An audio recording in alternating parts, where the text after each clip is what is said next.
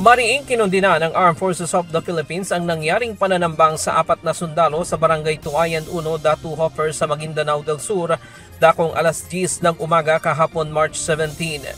Base sa report ng mga otoridad, sinasabing pabalik na sana sa kanilang patrol base ang 4 na sundalo sakay ng isang multicab nang bigla na lamang itong paulanan ng mga bala ng baril ng mga armadong kalalakihan. Hinala ng Philippine Army, pawang mga miyembro ng rebelding Dawla Islamiyya ang mga nag-ambush na agad ring tumakas.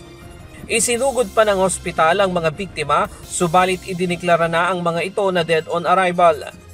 Sa isang pahayag, tiniyak ni AFP Chief of Staff Romeo Browner Jr. na tutugisin nila ang mga sospek at lalansagin ang mga walang awang pumapaslang kontra kapayapaan sa rehiyon. Labis ring nagdadalamhati ang Philippine Army sa pagkamatay ng 4 na bayaning sundalo. Sa ngayon, nakikipag-ugnayan na ang mga otoridad sa mga lokal na opisyal at community leaders sa lugar upang mapanatili ang seguridad doon. Dahil sa pangyayari, tiniyak ng AFP na lalo pa nilang palalakasin ang laban kontra terorismo at siniguro na pananagutin ang mga sospek na nasa likod ng pananambang.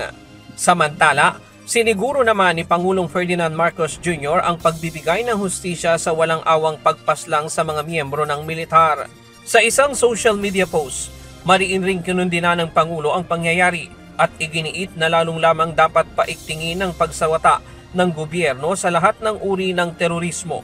Tiniyak naman ng Pangulo ang pag-aabot ng tulong at mga benepisyo para sa mga naulilang pamilya ng 4 na sundalo.